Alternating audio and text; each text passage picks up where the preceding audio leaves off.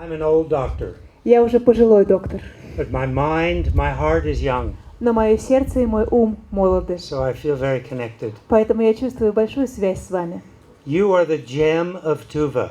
Я считаю вас драгоценностями тувинского народа. Also the young teachers are the gems of Tuva. Также я считаю учителей драгоценностями тувинского народа. Because to a large degree you will form what happens to young people and middle-aged people and older people as they grow up.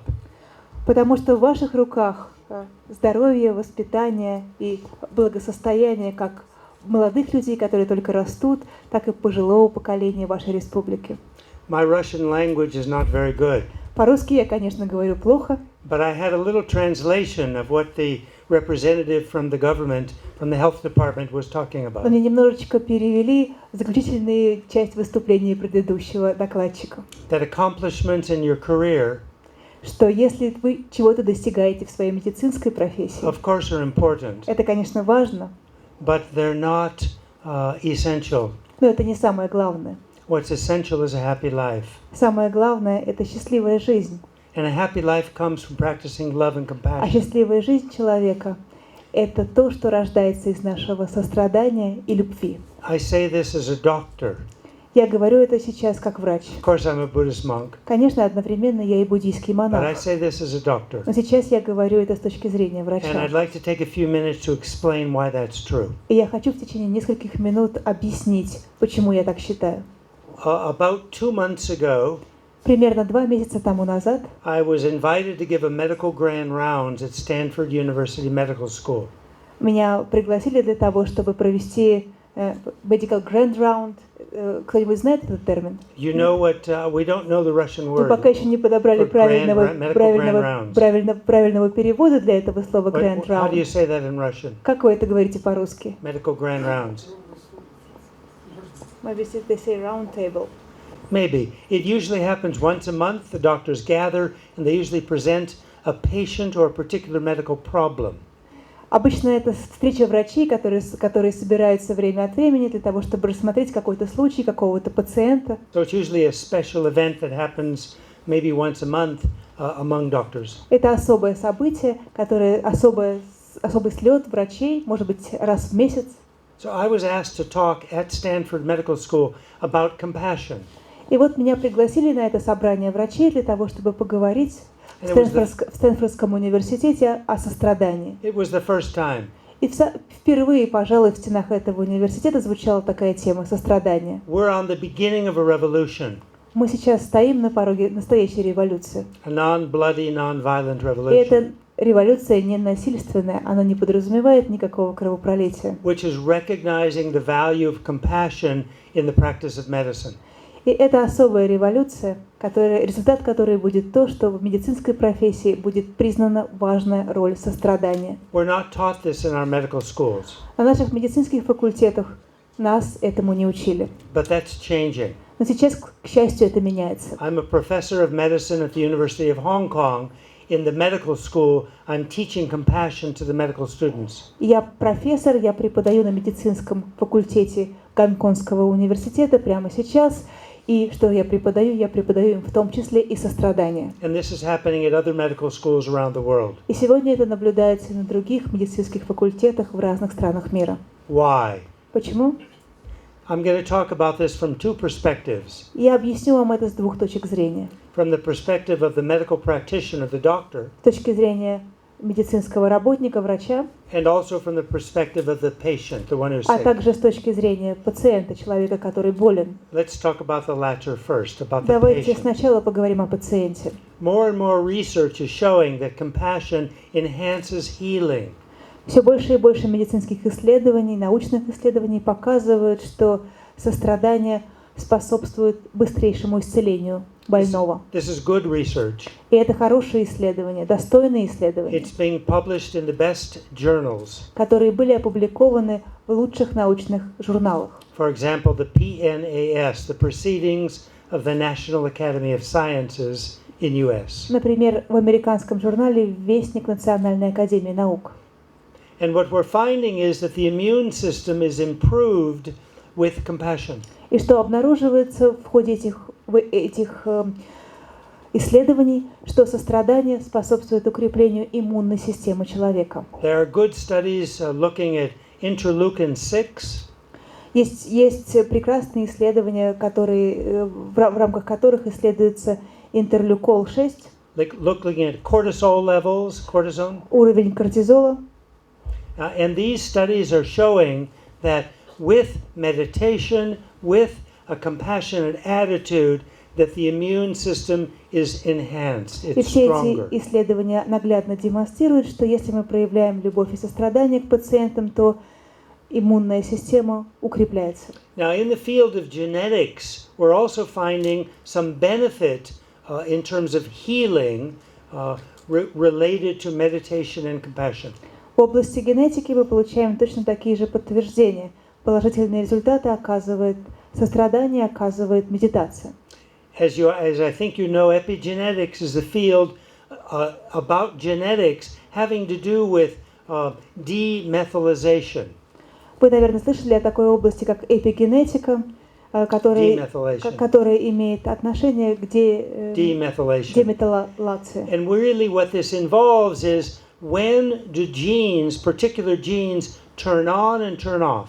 Это касается того, когда происходит включение или отключение тех или иных генов. Turn on means they're expressing or making protein. Когда они включаются, это означает, что они начинают производить протеины. Turning off means they're not. Если они отключаются, значит протеины не производятся. And it turns out that meditation and compassion have a positive influence on which genes are making healthy protein and which genes are turning off protein that's either neutral or not healthy. И получается, что медитация и тому подобные благоприятные практики способствуют тому, что нужные нам положительные гены не начинают производить необходимые протеины, а те, что отвечают за неблагоприятные протеины, они просто отключаются. So this is very exciting. И это прекрасная новость. It's giving some scientific foundation for compassion to be used as an adjunct treatment in medicine. Потому что из этого вытекает, что мы можем использовать сострадание в качестве фактора, который ускоряет процесс исцеления больного. Now let's turn to the first reason why compassion is beneficial in the field of medicine. That is how it affects the practitioner, us, the doctors. А теперь второй аспект. Каким образом сострадание сказывается на благополучии врача? Чем оно полезно для практикующего врача? This is even, I think, more important. Мне кажется, что, пожалуй, это даже того важнее. Because it involves what the representative from the Ministry of Health was talking about, the quality of our life. Потому что это касается того, это улучшает то, о чем говорил предыдущий оратор, качество нашей жизни. Of course, salary and living conditions and these things are important, of course. Безусловно, для врача и зарплата, и условия проживания, все это имеет большое значение. But you can make all the money in the world and be very happy and commit suicide. Но при этом можно заработать всевозможные деньги, какие только есть в мире, но при этом быть человеком несчастным и совершить самоубийство. And we see that. И такие случаи прослеживаются повсеместно. We also see people that have very little in terms of material resources, such as salary or homes or food. Также нам встречаются люди, у которых очень мало денег, у которых вообще благополучие практически на нуле с точки зрения еды, одежды, денег. Who have learned through either practice of meditation or love and kindness and compassion to be very happy inside. Однако эти люди посредством практики сострадания или медитации или тому подобных духовных практик научились делать себя счастливее. So let's find a middle way. Давайте постараемся всегда находить в этом срединный путь. And we also find some inner peace and happiness. Нам нужно постараться сделать так, чтобы наше собственное внутреннее состояние было благим. How do we do that? Как мы этого добиваемся? Does everyone have to renounce their family and become a monk or a nun? Мы же не думаем, что все должны уйти в монахи, отказаться от обычной семейной жизни и уйти в монахи. Нет. What's important is our attitude, our motivation. Что самое главное, это наш внутренний настрой, наша мотивация. So the first thing we do when we wake up in the morning is examine and set our motivation, our intention for the day. Первое, что мы должны делать, когда мы просыпаемся утром, подумать о своей мотивации, о намерении, с которым мы собираемся прожить этот день. And I think most of yours intentions for going to become a doctor, to go to medical school and become a doctor, was to serve, was to help others. Я думаю, большинство из вас, когда вы приходили в медицинскую профессию, вами двигало желание помогать другим, служить другим. Sometimes we lose sight of that initial reason why we became a doctor. Но, к сожалению, потом, на протяжении лет, когда мы трудимся врачами, мы зачастую выпускаем из виду эту цель. So at the beginning of the day, let's remember that motivation, that reason for becoming a doctor and practicing Поэтому medicine, давайте to help others and to relieve suffering. на протяжении своего дня работы врачом напоминать себе о том, что, собственно, привело нас в профессию. This is actually part of our Hippocratic oath. Мне кажется, что это часть клятвы Гиппократа. Sometimes we forget that. Иногда мы забываем об этом. Becoming a doctor is very busy. Потому что жизнь врача, работа врача — это Lots of stress. огромный стресс, очень много занятости. It's the same everywhere in the world. И это повсюду в мире одинаково. And what unfortunately is beginning to happen К сожалению, то, что начинает происходить прямо is that сейчас, doctors and nurses are burning out. что врачи, а также младший медицинский персонал буквально выгорают. They're becoming depressed. Они испытывают депрессию. And I won't embarrass you, but if I ask the question, how many of you are feeling depressed? Я не хочу вас как-то смущать, но если я задам вам вопрос, кто из вас иногда испытывает депрессию, I'm sure I'd see a lot of hands. я уверен, что, конечно, многие из вас поднимут руку. And this is happening around the world. И это, опять же, распространенное явление, которое наблюдается по всему миру. Because of this depression, doctors are turning more and more to alcohol. Из-за того, что врачам свойственна депрессия, они все чаще обращаются к алкоголю, Sometimes drugs, иногда даже к наркотикам. not just narcotics, all kinds of drugs like Самых- marijuana, etc. Не только какие-то тяжелые наркотики, но и простые, такие как марихуана. And sometimes they're turning their families, their marriages are ending in divorce. Иногда бывает так, что у врачей распадаются семьи, And now we're even seeing cases of suicide. а сейчас мы даже видим случаи самоубийств. So we don't want to go that direction. Мы не хотим с вами отправиться в этом направлении. How can we prevent it? Как нам этого как это предотвратить? And even more, how can we be satisfied and feel we're living a meaningful life practicing И medicine? что того важнее, как нам сделать свою жизнь исполненной смысла.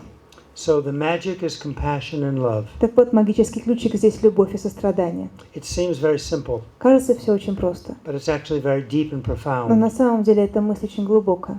It means to be concerned with the other person, Она означает, что мы должны заботиться о другом человеке, genuinely, но заботиться искренне. as if they were one of your loved ones, Как будто бы перед вами ваш любимый человек. as if they were your mother, father, or children. Как будто перед вами отец, мать или ваши собственные дети.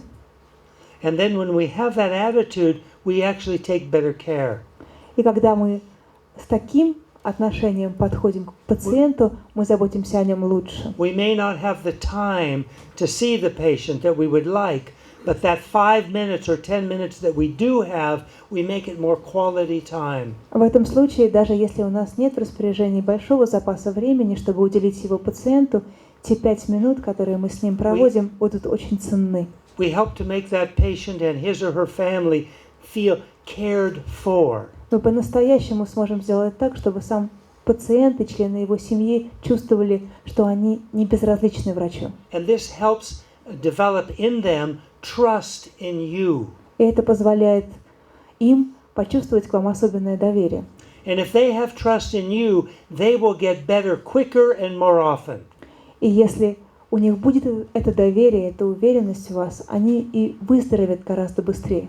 There's good research showing that. И уже сейчас есть научные исследования, которые подтверждают верность моих слов. Not only that, but the patient and his or her family, they feel better. И мало того, что они будут быстрее вылечиваться, им будет лучше на душе. When they feel someone actually really cares. Если человек чувствует, что о них кто-то по-настоящему заботится, ему лучше. And you also feel much better. Как результат, и вы сами будете чувствовать себя лучше. You feel a sense of meaning in your life. Вы почувствуете, что в вашей жизни появился смысл. Now, I'd like to mention something about terminal care. Я хочу еще добавить несколько слов о заботе, об отношении к больным с How many of you неизлечимыми have patients болезнями. take care of dying patients? Кому из вас доводилось заботиться об умирающих больных? Some, maybe half, a third of you, maybe. Может быть, половине или трети этого зала. You know, sometimes there's a tendency when our patient is terminally ill that we feel we have nothing more to offer. Нередко бывает так, что если мы устанавливаем, что у больного неизлечимая болезнь, у нас возникает ощущение, что, собственно говоря, мы сделали все, что могли, ничего уже поделать не можем. We feel we have no more surgery, no more medications, no more radiation therapy, no more chemotherapy to offer. Что мы еще можем предложить этому пациенту? Все уже перепробовано. И хирургия, и облучение, и медикаментозное лечение, все уже сделано. And sometimes at that point we feel like a failure as a doctor. И нередко в этом случае мы чувствуем, что одержали поражение, провал как доктора. I'm going to request you not to feel like a failure. Я хочу попросить вас никогда не думать так, что это ваше поражение. Because you're not. Потому что это не так. It's part of nature that people get sick and sometimes get incurable illness and sometimes die. Такова часть человеческой природы, что иногда люди заболевают, иногда эти болезни оказываются неизлечимыми, и это приводит к смерти. Not even God, not even Buddha can change that. Ни Богу, ни Будде еще не удалось это изменить. So to expect that we can is unrealistic. Поэтому ожидать от себя, что мы справимся с такой непосильной задачей, это нереалистично. But that's the most important time in the life of that patient Но when they're dying. помните о том, что когда человек умирает, это самое важное время в его жизни. So to abandon them at that time, I think, is poor medicine. Мне кажется, что если мы бросаем человека в эту минуту, то это плохая медицина. Go be with them. Поэтому оставайтесь с ним, будьте вместе. Even if you're busy, spend 5 minutes. Даже если вы заняты, хотя бы 5 минут уделите такому человеку. Sit down with them. Просто посидите рядом с ним. You don't have to say anything. Не нужно ничего говорить. But even if they're in coma, be with them. Даже если этот человек уже в коме, побудьте с ним. Be with them in a non-judgmental way. Будьте с ним, не вынося никаких суждений. Best you can, open your heart. Всеми силами распахните ему навстречу свое сердце. Sometimes a physical touch is worth a tremendous amount.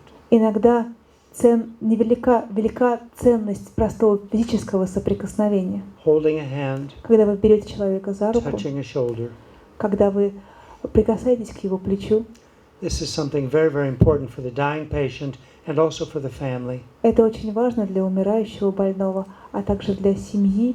So please don't abandon. Пожалуйста, не оставляйте таких людей. Please don't feel like a failure because you're not a failure. Пожалуйста, не чувствуйте, что вы одержали какое-то поражение, потому что это не так. And please sit quietly, regularly, even only for a few minutes with your dying patients. И время от времени приходите к такому человеку, чтобы просто посидеть рядом с ним. Actually, it's a tremendous privilege that that person is offering to us. На самом деле, умирая рядом с вами, этот человек дает вам драгоценную возможность. Sometimes dying patients want to talk about their life. Потому что иногда умирающий человек хочет поговорить с вами о своей жизни. And those of you that have been in that situation, you know how privileged you feel to receive such an incredible gift. И те из вас, кому доводилось быть рядом с таким умирающим человеком, вы знаете, какой это бесценный опыт. Это по-настоящему бесценный дар. Sometimes it's bitter-sweet. Это, конечно, вкус у этого дара горьковато-сладковатый. Sometimes you may even laugh with the dying Но patient. бывает так, что с больным человеком можно даже вместе посмеяться. And sometimes you may cry. Иногда можно вместе поплакать. It's okay to cry. Ничего страшного. Можно проливать слезы. It's a sign of strength. Потому что в этом случае слезы – это признак They силы. didn't teach us that in school. Этого нас на медицинском факультете не учат. If we have a few minutes left, У нас осталось несколько минут, we can take maybe 1 or 2 questions. и я бы ответила на 1 или 2 вопроса, если они есть. Нас всех волнует, конечно, вопрос о здоровье Его Святейшества Далай-ламы. Насколько я понимаю, что вы личный врач, и, по всей видимости, вы представляете именно классическую европейскую медицину. Соответственно, вопрос, я надеюсь, что все в порядке. И насколько он пользуется именно вот европейской классической медициной, которой мы все занимаемся. His Holiness the Dalai Lama is very eclectic. Его Святейшество Далай-ламы пользуется таким эклектическим подходом. in everything he does. Что бы он ни делал, он применяет разные методы. He has tremendous curiosity. У него невероятное любопытство. And he said that if he wasn't the Dalai Lama, he'd be an engineer. Как-то он сказал, если бы он не стал Далай-ламой, он бы стал инженером. As I think you know, he doesn't have the time now, but when he was younger, take apart watches just to find out how they work and how to put them back together. Сейчас у него уже нет на это времени, но в ранние молодые годы его любимым занятием было разбирать часы, а потом снова их собирать. So he's also eclectic about his medical care. Также у него такой же разнообразный подход и к медицине. Sometimes he takes Western modern allopathic medicine. Иногда он использует современную западную аллопатическую медицину. He takes on a regular basis traditional Tibetan medicine. Также на регулярной основе он принимает тибетские лекарства, травяные лекарства. As you know, he recently turned 80 years old. Как вы знаете, совсем недавно он отметил свой 80-летний юбилей. He still spends about half of his life traveling internationally. И даже в таком возрасте половину его жизни, половину года его жизни уходит, занимают международные перелеты. And he has two teams that accompany him. They alternate. И у него есть две команды, которые обычно сопровождают его в путешествиях, и эти две команды меняются местами. Many of them are half his age. Многим из них 40, то есть половина его возраста. And after an international trip, they're exhausted. И обычно после возвращения из такой международной поездки эти молодые ребята полностью истощены, они очень устали. So the next trip, the other group goes. Так что в следующую поездку едет уже второй состав. But he doesn't have an alternative. He goes all the time. А вот у Его Святейшества нет альтернативной копии самого себя, поэтому ему приходится всегда ехать собственноручно в поездку. So he's very active, very healthy. Так что я могу сказать, что он очень активен в своем возрасте и очень здоров.